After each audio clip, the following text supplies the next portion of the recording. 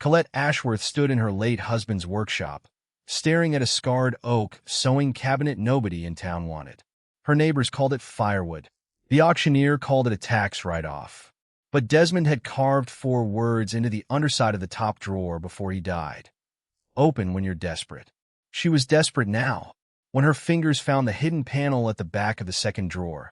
What fell into her palm would end up worth more than the house she was about to lose. Before we jump back in, tell us where you're tuning in from. And if this story touches you, make sure you're subscribed, because tomorrow I've saved something extra special for you.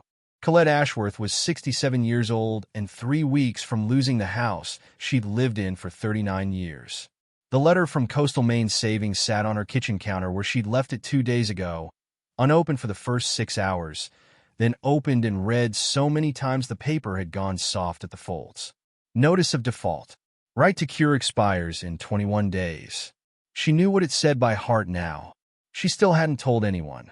The house was a white clapboard 2-story on Route 1 outside Damariscotta, close enough to smell the harbor when the wind came off the water. Desmond had bought it in 1987 with money he'd saved from 10 years of cabinet making, back when he still had both knees working and a full head of dark hair. He'd built the porch himself. He'd built half the furniture inside it, too, including the piece currently gathering dust in the small barn out back. An oak sewing cabinet with brass pulls, built for a wife who never learned to sew well, but loved him enough to keep trying anyway. Desmond had died 14 months ago. A stroke, sudden in the middle of an ordinary Tuesday. Colette had been in the garden when it happened. By the time she found him on the workshop floor, there was nothing left to do but call for help that wouldn't matter. She'd spent that first year in a fog thick enough that she barely remembered most of it. She remembered signing paperwork. She remembered the funeral home smelled like carnations and carpet cleaner. She remembered thinking more than once that grief was supposed to fade with time, and being confused when it didn't, just changed shape. What she hadn't fully understood, not until the bills started stacking up, was how much of their finances Desmond had quietly managed without her ever knowing the details. He'd never wanted her to worry. That had been his answer to everything for 41 years. I'll handle it, sweetheart. Don't you fret. And for 41 years, he had. Until he couldn't anymore and left her to discover, piece by piece, exactly how bad things had gotten. The workshop business had been struggling for the better part of a decade. Custom cabinetry had never been a growth industry in a small coastal town, and Desmond's hands hadn't been as steady the last few years as they used to be. He'd taken out a second mortgage in 2019 to cover a bad year. Then medical bills started, quietly, the kind you don't mention because you don't want to scare anyone. A hip replacement. Then 2. Blood pressure medication that cost more than groceries some months. He'd been drowning slowly, and he'd done it with a smile on his face every single evening at dinner. Colette found out the full extent 3 months after the funeral, when a woman from the bank called to ask about missed payments. She remembered sitting at the kitchen table with the phone against her ear, feeling the floor tilt slightly beneath her. The debt totaled just under $140,000. The house was worth maybe $200,000. If she was lucky and the market cooperated, which coastal Maine real estate rarely did in the winter months. She had no children. Desmond's brother had passed years before him. Her own sister lived in Arizona and hadn't called in months. There was no safety net waiting to catch her, no family fortune, no life insurance payout large enough to matter after the funeral costs ate most of it. She'd tried. She really had. She'd taken a part-time job at the front desk of a dental office 2 towns over, for days a week, standing on feet that ached by noon. She'd sold Desmond's truck. She'd sold the good silver her mother left her, the china she never used, anything she could part with that wouldn't feel like betraying his memory. It bought her time. It didn't buy her enough. 3 weeks ago, Gregory Vance had shown up at her door in a gray wool coat that cost more than her monthly mortgage payment, holding a folder full of paperwork and a smile that never reached his eyes. He was a developer, he explained, interested in the property. Very interested. He understood her situation was difficult. He wanted to help. Preparing and narrating this story took us a lot of time. So if you are enjoying it, subscribe to our channel. It means a lot to us. Now back to the story. I'm not selling, Colette had told him, standing in the doorway with her hands still on the frame. Vance had nodded slowly. The way you nod at someone you've already decided isn't thinking clearly. Of course, I understand. But Mrs. Ashworth, foreclosure isn't a kind process. The bank won't wait for sentiment. When they take the house, you'll get whatever's left after the debt, which, based on your numbers, may be close to nothing. I'm offering you a way to walk away with something in your pocket. A dignified exit. A dignified exit. She turned that phrase over in her mind for days afterward, hating it more each time.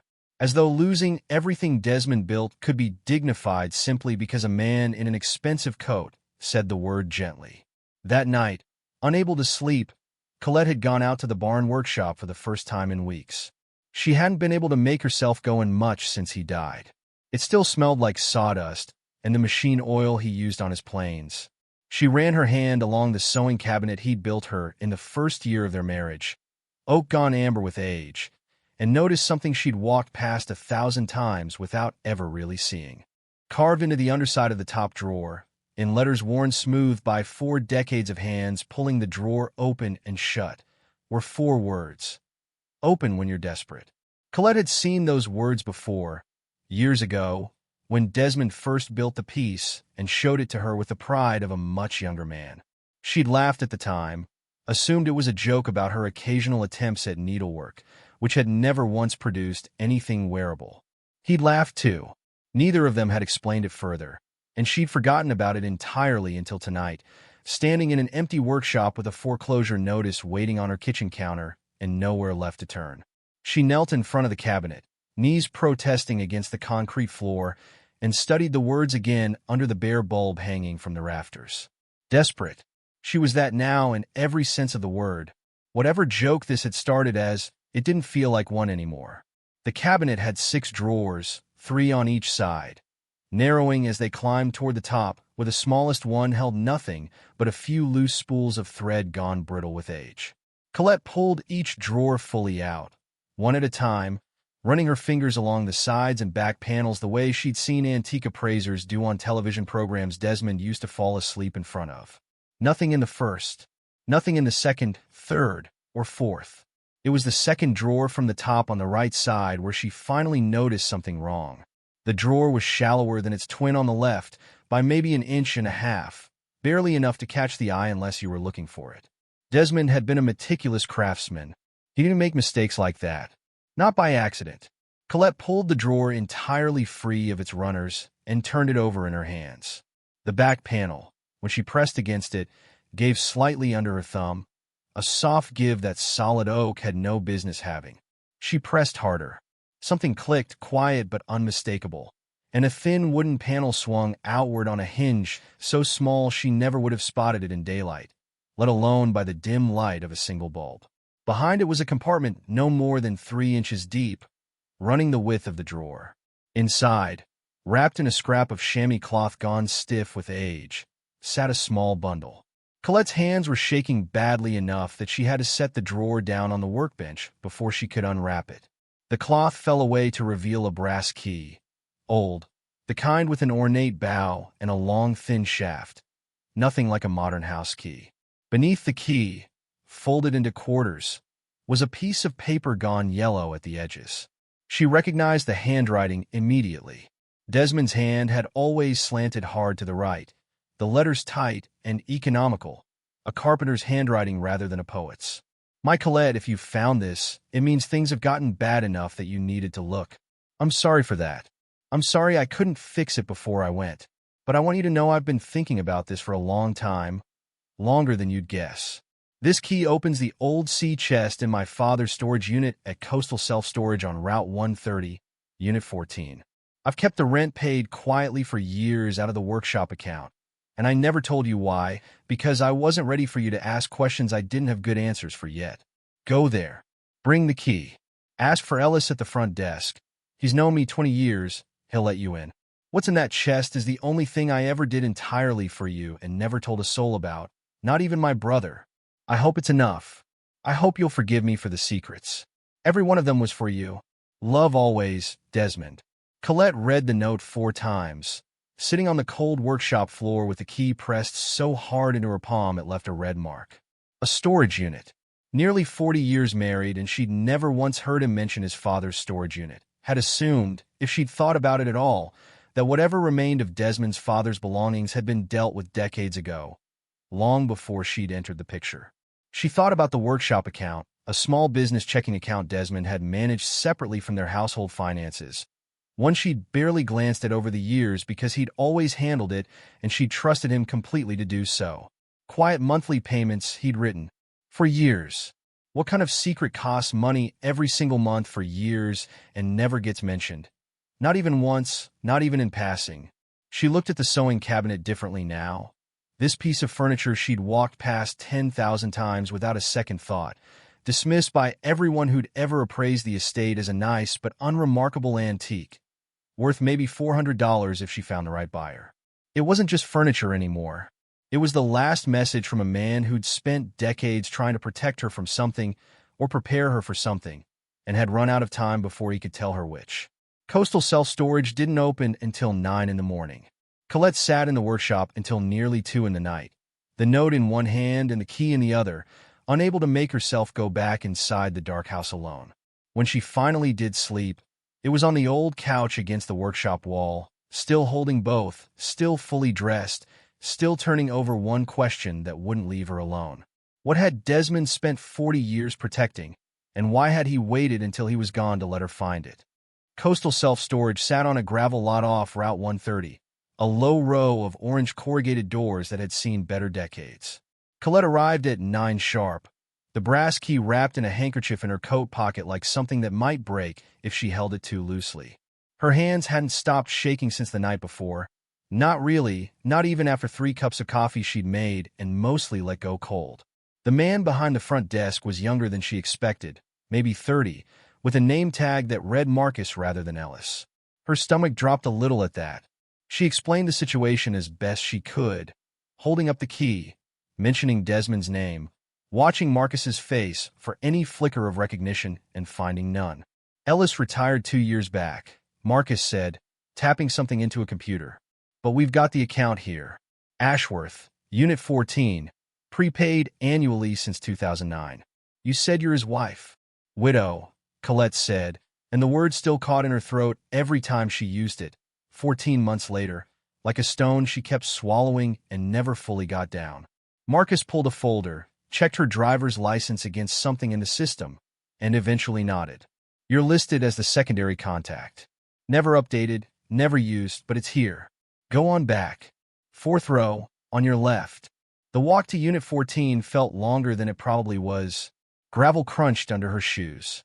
Somewhere a gull was screaming at nothing in particular, the way they always did along this stretch of coast, and the smell of low tide drifted up from the harbor half a mile off. Colette found the door, rust creeping along its bottom edge, and fitted the padlock shackle with a smaller key that had been taped to the inside of the note, one she'd nearly missed the first time she read it. The lock gave with a metallic groan. She rolled the door up, and the smell that came out was dust and cedar and something faintly like machine oil, familiar in a way that made her chest ache before she'd even stepped inside. The unit was small, maybe 8 by 10, and mostly empty.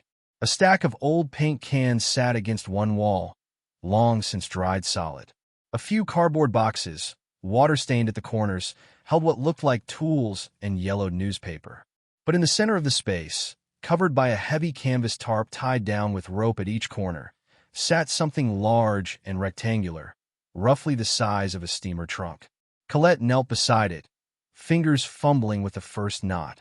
Her nails had never been good for this kind of work, and Desmond had tied the ropes tight, the way he tied everything, with the precision of a man who didn't trust loose ends.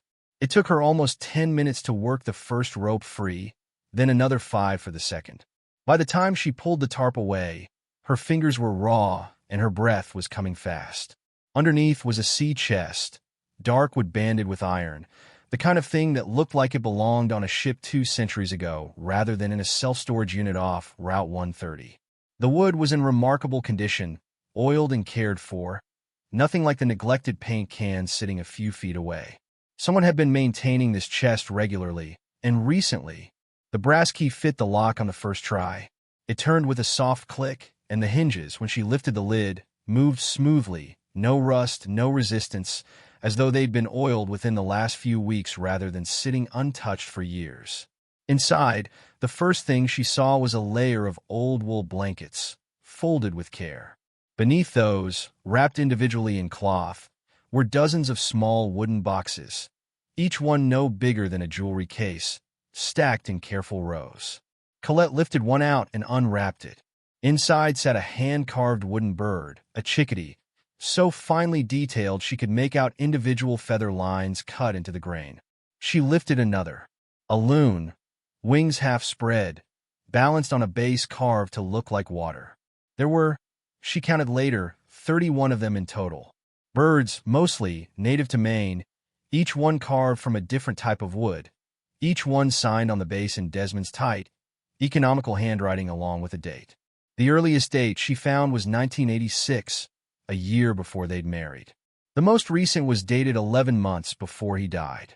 Beneath the boxes, at the very bottom of the chest, sat a manila envelope with her name written across the front. Inside were papers, a folder of correspondence with someone named Priya Anand, listed as a curator at a folk art and decorative craft museum near Boston, dating back nearly 6 years. Appraisal documents, a letter, this one longer than the note in the sewing cabinet, several pages in Desmond's handwriting, describing something Colette had never once suspected in nearly 4 decades of marriage. He had been carving these birds in secret since before they married, teaching himself from library books and later, from a mentor he'd never mentioned, a retired decoy carver from Friendship who'd shown him technique in exchange for cabinetry work. Desmond had entered pieces in juried folk art competitions under a different name, a private pseudonym he'd used specifically so she'd never stumble across it in a local paper. He had sold nothing. He had kept every single piece, working towards something he described in the letter only as a collection worth finishing properly, for use someday when the timing made sense. Colette sat on the concrete floor of the storage unit for a long time after that, a carved loon in her lap, and did not move at all. Colette carried the letter back to her car and sat in the driver's seat for nearly 20 minutes before she trusted herself to read the rest of it. The gulls kept up their racket outside. She barely heard them. "My Colette," the letter continued, "if you're reading this, you've found the chest, and I imagine you're sitting somewhere quiet trying to make sense of 31 wooden birds and a husband who apparently kept secrets better than either of us thought he could. I want to explain, though I know no explanation fully makes up for the years I didn't tell you. It started in the winter of 1985, before we married, when I was working nights at the mill to save enough for the workshop I eventually opened. I couldn't sleep most nights. My hands needed something to do, and a fellow named Ansel Duquette down in Friendship taught me the beginnings of decoy carving in exchange for me fixing a cabinet door in his kitchen. I picked it up fast, faster than I expected. Ansel told me I had an eye for it, and coming from him, that meant something because the man had birds in the Smithsonian. I never told you because it felt foolish at first, a hobby a grown man does in his garage while his fiancée thinks he's working late at the shop. Then it felt too late to bring up without making it seem like I'd been lying, which I suppose, in a way, I had been, even if it never felt like lying while I was doing it. Every year I told myself I'd tell you at Christmas or on your birthday, and every year the moment passed, and the secret got a little heavier and a little harder to set down. By the time I understood what I actually had, a body of work good enough that Ansel insisted I show it to serious people, I'd already decided I wanted it to mean something bigger than just a confession. I wanted it to be a gift, something that would matter when it mattered most, not just a curiosity I sprang on you over dinner one night. So I kept going. I kept it quiet. I found a curator, a woman named Priya Anand at a museum outside Boston, who saw photographs of 6 of the birds 4 years ago and asked to see the rest in person. She's the real thing, Colette. She'll know what to do with this better than I ever could explain over a letter. I don't know what our finances look like by the time you're reading this. I've tried to manage things so you'd never have to worry, but I know money has a way of getting away from a person no matter how carefully you plan, and I know I haven't always told you the full truth about how tight things have gotten some years. I'm sorry for that too. This chest was never meant to fix a crisis. I built it hoping it would just be something beautiful I finally got to share with you, late in life, once the workshop was steady and we had nothing left to worry about. But if you're finding it because things have gone wrong instead, then let it do both. Let it be the gift I meant it to be, and let it save you if it needs to. I would rather it save you than sit in a chest looking pretty. Talk to Priya first before anyone else. Don't let anyone tell you these are worth less than they are. Ansel always said, good decoy work holds its value better than people expect, and I trust as I'm more than my own when it comes to that. There's more in the envelope, records of everything, dates, the awards, a few of these pieces, one under the name I used, everything you'll need to prove where they came from. I made sure of that. I wanted this done right for you. I love you more than I ever found the words to say out loud most days, which I know frustrated you more than once over the years. Maybe this is the closest I ever came to saying it properly. 41 birds, 41 years, well, 31 birds, but I was still working on the rest when my hand started giving me trouble. I hope it's enough anyway. Yours, always, Desmond. Colette folded the letter along its original creases and sat with her forehead against the steering wheel for a long while. 40 years of a man's private hours, carved quietly into wood while she slept upstairs, or worked in the garden, or sat across from him at dinner asking how his day had gone, never once suspecting that a version of him existed that she'd never fully met. She thought about all the nights he'd come in late from the workshop smelling of sawdust, how she'd assumed it was cabinetry work running long, custom orders, difficult clients. She thought about the storage unit payments buried quietly in a business account she'd trusted him to manage without question. None of it had been deception in the way that word usually meant. It had been a man building something for decades in near total silence, terrified of getting the timing wrong, of ruining a surprise he'd been carrying since before she'd even agreed to marry him. She looked through the rest of the envelope before starting the car. Photographs of the pieces from competitions in the early 2000s, ribbons, a newspaper clipping from a regional folk art show in Rockland where a carved wood duck, unnamed, had taken first prize under a name she didn't recognize, D.W. Farrow, which she realized after a moment was an anagram, roughly, of nothing she could place, until she remembered Desmond's mother's maiden name had been Farrow. He'd hidden even that, folded his mother's name into a stranger's, just to keep the secret airtight. The correspondence with Priya Anand included an email from 14 months ago, dated 3 days before Desmond died, still unanswered. Colette stared at the subject line for a long time. Ready to discuss the full collection whenever you have time, it read. He'd never gotten the chance to reply. Colette drove home with the sea chest wedged carefully in the trunk of her car, having asked Marcus for help lifting it, and spent the rest of the afternoon carrying the 31 birds into the house one at a time, setting them along the kitchen table until they'd covered nearly its entire surface. In daylight, away from the dim storage unit bulb, she could finally see the detail Desmond had put into each one. Individual barbs on a wing feather. The faint sheen of water worked into the base of a wood duck through some technique she couldn't begin to guess at. A pair of eyes on a barred owl that seemed to track her as she moved around the table. She found Priya Anand's number in the folder of correspondence and sat with the phone in her hand for nearly an hour before she worked up the nerve to dial. It rang twice before a woman answered, brisk but not unkind. "This is Priya. My name is Colette Ashworth," she said, and then found she didn't quite know how to continue. "My husband was Desmond Ashworth. I believe you'd been corresponding with him about some carved birds." There was a pause on the other end, long enough that Colette wondered if the call had dropped. "Desmond Ashworth," Priya said finally, her voice changed softer. "I emailed him back in June of last year and never heard anything further. I assumed he'd lost interest or moved the collection elsewhere. Is he well?" "He passed away," Colette said. 14 months ago. I only found the collection 2 days ago. He left me a note." Another pause, shorter this time. "Mrs. Ashworth, I am so sorry for your loss. And I have to tell you, I've thought about those photographs more times than I probably should admit. Would it be possible for me to come see the full collection in person? I could be there within the week."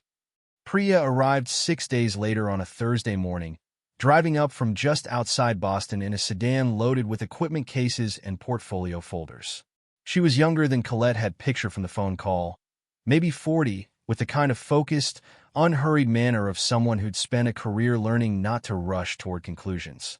She stood in the kitchen doorway for a long moment before she said a single word, looking at the birds arranged across the table, and then walked slowly along the length of it, hands clasped behind her back, examining each piece without touching, the way Colette imagined a doctor might examine a patient before deciding where exactly to begin. "This is extraordinary," Priya said eventually. "I saw 6 pieces in photographs for years ago and thought they were remarkable. I did not expect this." For the next 4 hours, Priya examined every bird individually, photographing each from multiple angles, cross-referencing dates against a notebook of her own, occasionally making small sounds of surprise or admiration that Colette had stopped trying to interpret by the second hour. She read through the competition records and the correspondence folder with visible care, pausing longest over the Rockland clipping. "Do you know what Ansel Duquette's work sells for now?" Priya asked at one point, and when Colette shook her head, Priya told her a number that made her sit down at the kitchen table rather abruptly. "Your husband trained under one of the last true masters of the American decoy tradition, and based on what I'm seeing here, matched or exceeded him in technical skill within a decade. This isn't folk craft, Mrs. Ashworth. This is fine art that happens to take the form of birds." She estimated cautiously that the full collection, properly authenticated and brought to the right buyers, could be worth somewhere between $400,000 and $600,000, possibly more depending on how competitive bidding got among serious collectors of American wildfowl art. She recommended, strongly, against selling piecemeal or through any local antiques dealer, no matter how confident they sounded. "There are people in this world," Priya said carefully, "who make a living finding folks in difficult financial situations and convincing them their inherited treasures are worth a fraction of the truth. I'd ask you to be very careful about who you let see this collection before we've had it properly authenticated." Colette thought immediately of Gregory Vance, though the birds had nothing to do with the house, and told Priya about the foreclosure notice, the 21 days that had by now shrunk to 15, the developer with the gray coat who'd called her situation a chance for a dignified exit. Priya's expression hardened slightly. "Then we should move quickly. I can have a formal authentication process started within the week, and I know several collectors who would move fast on a collection with this provenance. If you're comfortable with it, I'd also like my museum to be considered as a purchaser for at least a portion of the collection. We have an acquisitions fund for exactly this kind of find, and frankly, Mrs. Ashworth, I think Desmond's story deserves to be told properly, not just sold off piece by piece to whoever writes the biggest check the fastest." That evening, after Priya left with a signed loan agreement covering 3 of the birds for immediate authentication testing, Colette sat alone at her kitchen table surrounded by the remaining 28, the house quiet in the particular way it had been quiet every evening for 14 months. She picked up the carved loon, the first one she'd unwrapped in the storage unit, and turned it over in her hands, feeling the weight of it, the smoothness where decades of careful sanding had worn the wood soft as skin. 15 days. She had 15 days to figure out how to turn 4 decades of her husband's secret devotion into something that could actually save the house he'd built with his own hands. And she had absolutely no intention of letting anyone talk her into less than what Desmond had spent his whole life quietly earning her. Gregory Vance returned on a Tuesday afternoon, unannounced as before, though this time he wasn't alone. A second man stood beside him on the porch, older, silver-haired, wearing a canvas field coat that looked deliberately less expensive than it probably was. Vance introduced him as Walton Reyes, a private collector and old friend, in town for the week and, as it happened, very interested in folk art. Colette felt her stomach drop. She hadn't told anyone in town about the birds beyond Priya and Marcus at the storage facility, and Marcus barely knew what he'd carried to her car. Someone had talked, or someone had guessed, or Vance had simply been watching her house closely enough to notice Priya's sedan parked in the driveway for 4 hours the week before. "Mrs. Ashworth," Vance said, that same smile arranged carefully on his face. "I heard through the grapevine you've come into something rather special. Walton here has quite an eye for wildfowl carving. Thought the two of you might have something to discuss." "I don't know what you've heard," Colette said, keeping the door only partway open, "but I'm not interested in discussing anything with either of you." Walton Reyes stepped forward slightly, unbothered by her tone. "Mrs. Ashworth, I understand you may not know exactly what you have. These things happen more often than people realize. Families come across old carvings, assume they're worth a few $100s at most. I'd hate to see you make a decision you'll regret out of financial pressure. I'm prepared to offer $60,000 today, cash, for the full collection, sight unseen, based on what Gregory's described to me. Colette almost laughed, though nothing about the moment felt remotely funny. $60,000 for 31 pieces that Priya Anand had estimated conservatively at $500,000. She thought about what Priya had said, about people who made a living finding folks in difficult situations and convincing them their treasures were worth a fraction of the truth, and understood with sudden clarity that she was looking at exactly that kind of person, standing on her porch in a coat that cost more than the offer he'd just made her. "The collection isn't for sale," she said. "Not to you, and not through Mr. Vance." Vance's smile thinned slightly at the edges. "Mrs. Ashworth, you have 15 days before this bank takes the house whether you like it or not. $60,000 would cover a meaningful chunk of what you owe. I'd think carefully before turning down real money for what might be worth considerably less once a real appraiser gets a look at it." "A real appraiser has already gotten a look at it," Colette said. "Priya Anand, from the Folk Art Museum outside Boston. She's had 3 pieces in authentication testing for the past week. I'd be happy to give you her number if you'd like to explain to her why you think 31 Ansel Duquette train carvings are worth $2,000 apiece." Something shifted in Reyes's expression at the mention of Duquette's name, a flicker of recognition he couldn't quite suppress fast enough. He glanced sideways at Vance, and for a moment neither man said anything at all. "I'll ask you both to leave now," Colette said, and closed the door before either of them could answer. She called Priya that evening and told her about the visit, her hands still not entirely steady as she recounted the offer, the coat, the careful way Reyes had said $60,000 as though it were an act of generosity rather than an attempted theft. "That confirms what I suspected," Priya said. "Someone in this process is talking to the wrong people. I guess whoever handled the storage facility paperwork, or possibly someone at the bank who's seen your account activity.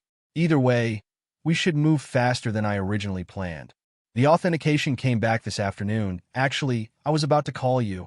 The 3 pieces sent for testing had all been confirmed authentic, dated correctly, the wood and tool marks consistent with hand-carving techniques from the appropriate decades.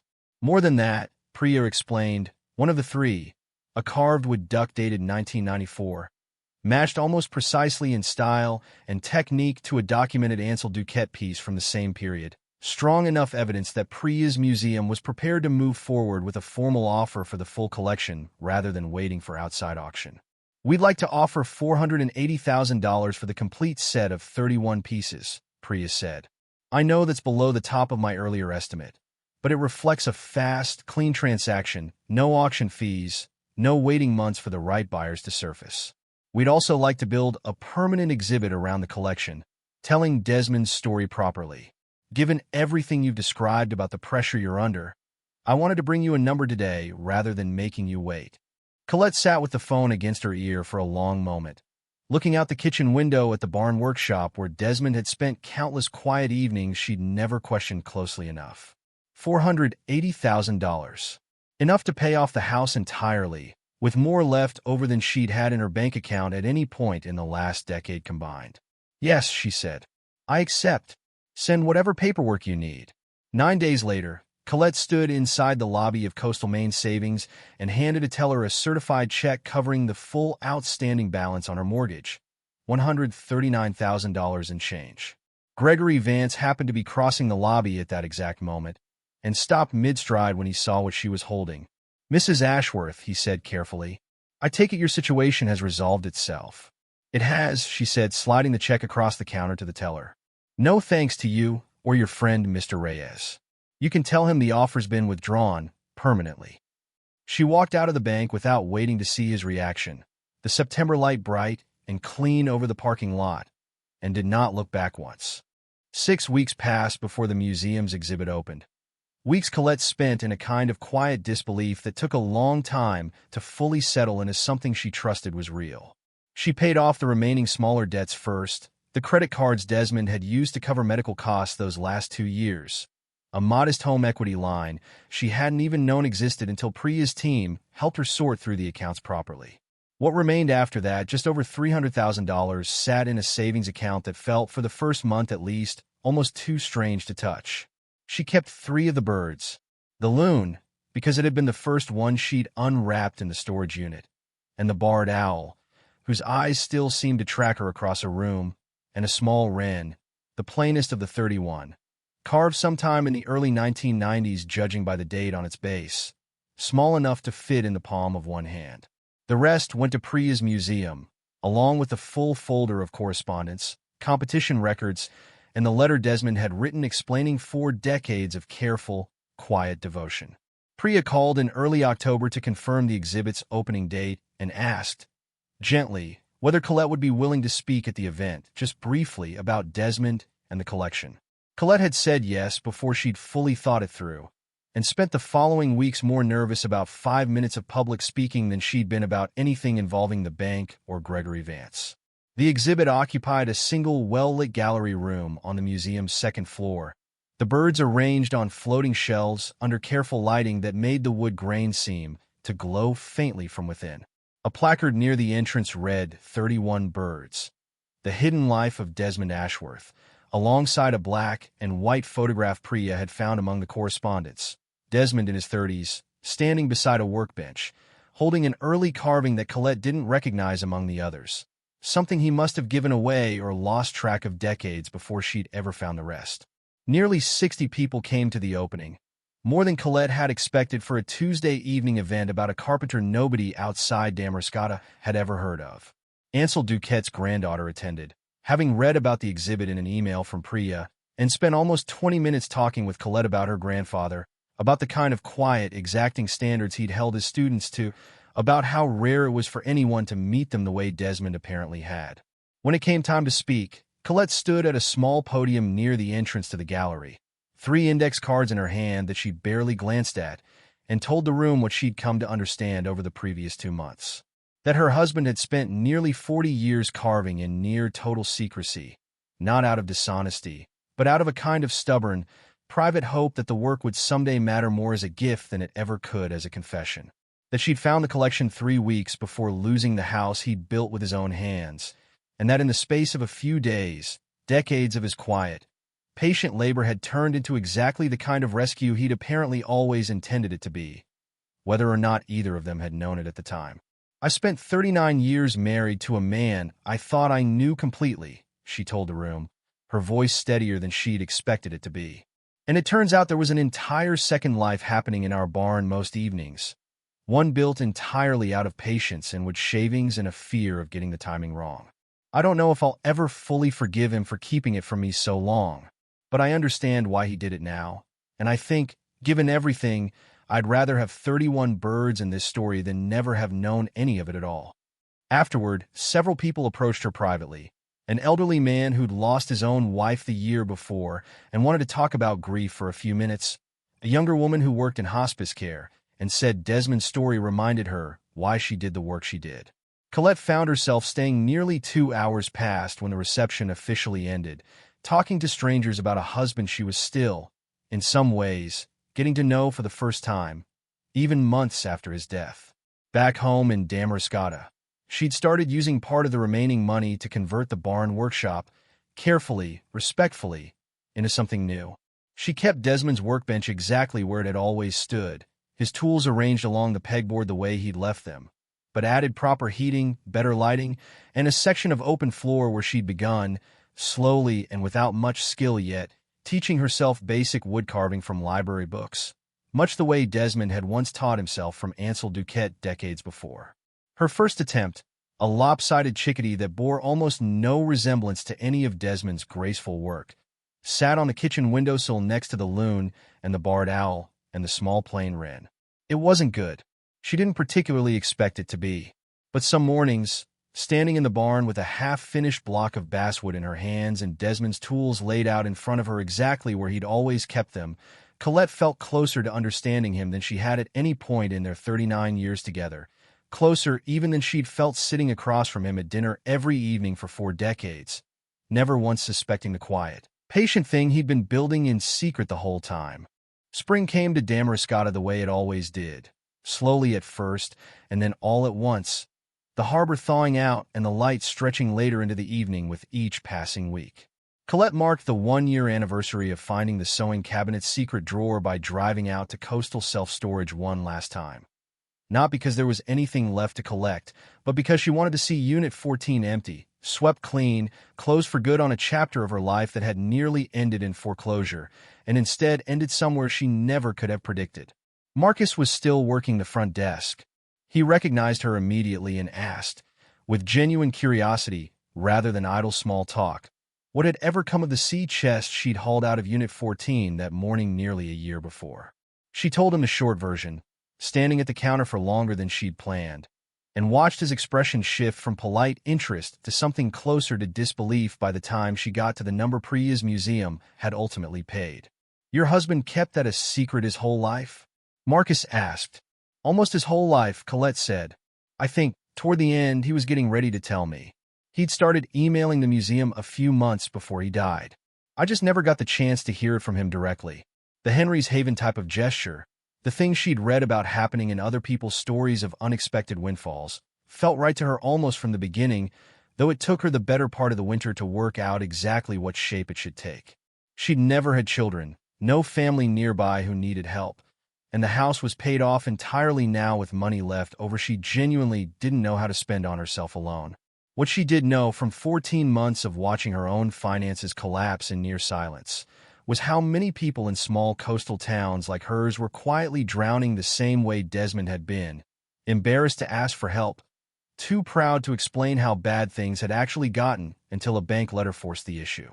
In March, she used a portion of the remaining money to establish a small fund through the local community foundation, aimed specifically at helping widows and widowers in Lincoln County facing foreclosure or crushing medical debt after losing a spouse.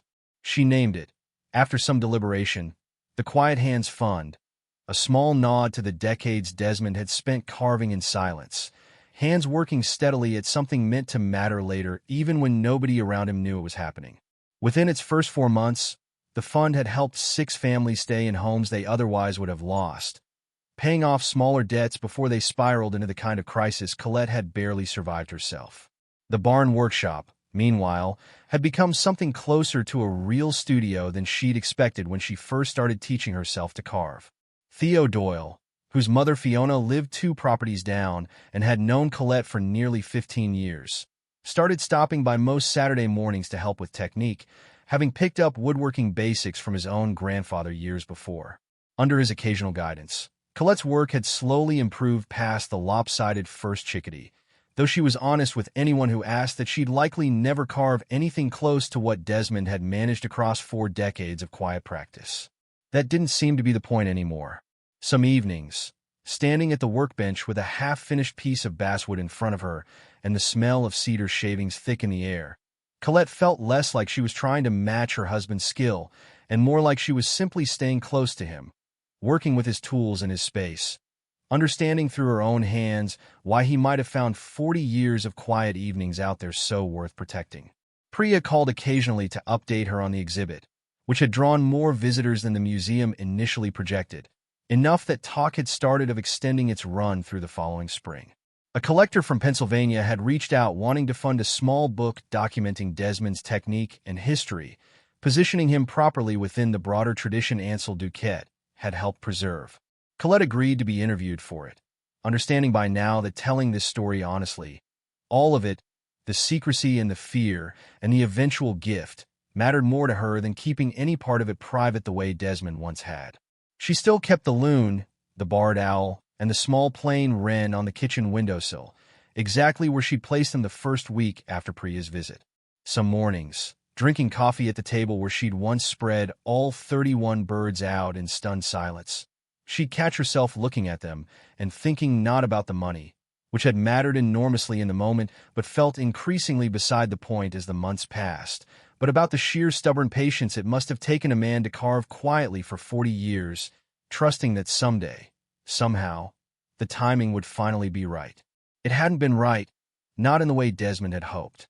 He'd never gotten to watch her open that drawer, never gotten to explain the birds himself, never gotten to see the exhibit or hear her speak about him in a gallery full of strangers who left changed by his story. But he'd gotten close enough to leave her, at the very end, not just money, but proof of exactly how thoroughly and how patiently she had been loved the whole time, even during the years she never once suspected it. Up next, you've got 2 more standout stories right on your screen. If this one hit the mark, You won't want to pass these up. Just click and check them out. And don't forget to subscribe and turn on the notification bell so you don't miss any upload from us.